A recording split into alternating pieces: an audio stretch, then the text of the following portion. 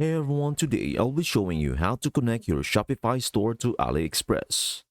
Go to Shopify website. Once you are logged in, go to Add Apps, scroll down, click Shopify App Store. Search Aliexpress and choose the search Aliexpress Dropshipping and make sure to install it. After installing, go to the search and click Create an account for you. Go to Basic Free and click Get Started. Before connecting with Aliexpress, let us first create an account in Aliexpress. Once you have created your account in Aliexpress, go back in search and click on Aliexpress. Scroll down and make sure to click Authorize.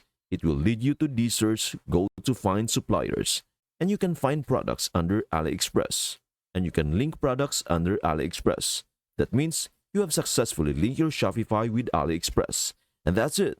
This is how you connect your Shopify store to Aliexpress. I hope this helps. Thank you for watching and see you in our next video.